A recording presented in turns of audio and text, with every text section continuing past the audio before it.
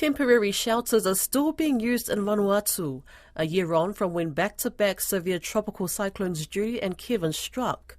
The impacts of the twin cyclones were compounded by Category 5 cyclone Lola that made landfall in October last year.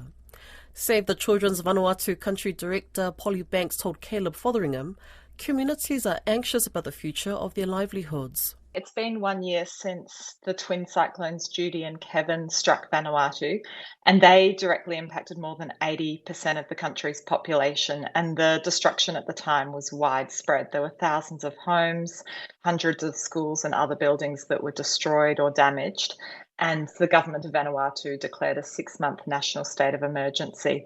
And since then, recovery efforts have been ongoing, but the climate crisis and the ongoing risk of disasters has meant that it's more difficult for communities in Vanuatu to fully recover.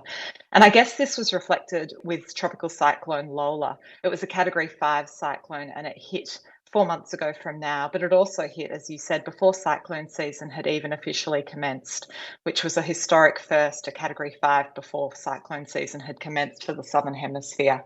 And so back to your question of what's the current situation like now, so many families across the country remain badly impacted. There's many school buildings that still need to be rebuilt, and crops are still recovering. And that's particularly significant when a large portion of the rural population relies on backyard gardening for their nutrition. For some families as well who lost their homes and all of their crops, the recovery is definitely not yet complete. For example, in some of the worst affected communities 1 year on, my team have been visiting and finding out how the recovery effort is going. And there's homes that are still damaged and where families are still relying on tarpaulins provided by Save the Children, with funding from the New Zealand government and the Australian government back in Cyclone Judy and Kevin recovery. So still a year on, they're still utilising those tarpaulins. Wow, that's a very long time. Anecdotally, do you get an idea of how many people have recovered to a position that they were in previously to these twin cyclones? Does it feel like most people have got back and we're just talking about a small portion of people who still have the tarpaulins that you mentioned before and their gardens haven't recovered, or is it a large proportion of that 80%? Yeah, look, from TC, Judy and Kevin, the recovery has certainly progressed, but because of Tropical Cyclone Lola affecting so many people again, the recovery effort really has many months to go on that front. And look, the population is incredibly resilient. Children are really resilient, but we're finding with the impacts of climate change and the increased frequency and the increased ferocity of cyclones that there's just not enough time between the cyclones for children and their families to recover. Particularly what we're seeing now is the damage to schools is one of the greatest impacts. Rebuilding schools and getting roofing sheets and hard equipment out to really rural villages to rebuild those schools is really challenging. And crops as well is a key impact that we're seeing, regrowing crops to ensure adequate nutrition. And how are people feeling about all this? Because it must be incredibly exhausting rebuilding your home time and time again because of these cyclones.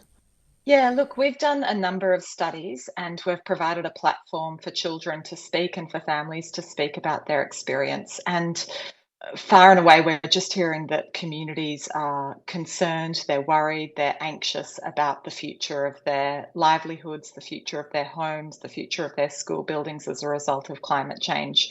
One young child that we spoke to, Noah, in the days after the twin cyclones and then more recently in the last month, was saying to my team, I hate cyclones because it damages the environment, including our houses and gardens, as well as my school. And Noah told us, I am always worried when I see a dark cloud of rain over the sky. Interestingly, in December of 2023, Save the Children and UNICEF organised a public speaking forum for young people. And it was to gather testimonials for the International Court of Justice advisory opinion. And it's offering children from secondary schools across Port Vila the chance to present their ideas and their feelings about climate change and the impacts of climate change to government and international leaders.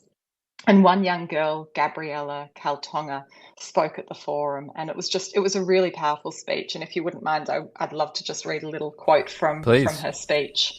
Great. So Gabrielle said, "Dear Mr. Prime Minister, When you were growing up and going through secondary school, did you ever worry about how much energy the world was using or how much pollution and climate change is a problem? No, that was never your childhood. That was never the childhood of every major political leader in this country and around the world. But this is my childhood. This is the childhood of every child in this country. This is the reality of every child around the world. You grew up with the freedom to enjoy your childhood and your environment without a care or worry in the world about what your future would look like. And so we're hearing really strong sentiments coming out from young people in rural areas and also in Port Vila around their rights to participate in decisions that concern them, and their rights to speak up to governments around the world, to leaders around the world, to step up their efforts and find better solutions to minimise the impacts of climate change. Talking about schools, and you mentioned earlier that it's one of the biggest things being impacted from these cyclones. How are children's education being affected? Are they falling behind? Yeah, I think one of the key things that we're seeing is just lost school days. The impact to the infrastructure, the impact to school buildings following a cyclone or as a result of the cyclone is enormous. And so lost school days is really critical. In the aftermath of Tropical Cyclone Lola, the Category 5, we distributed lots of hygiene kits and shelter kits and tarpaulins through the guidance of the Vanuatu government's National Disaster Management Office. And we also set up child-friendly spaces so children and young people had a place that was safe to go to while their families were cleaning up.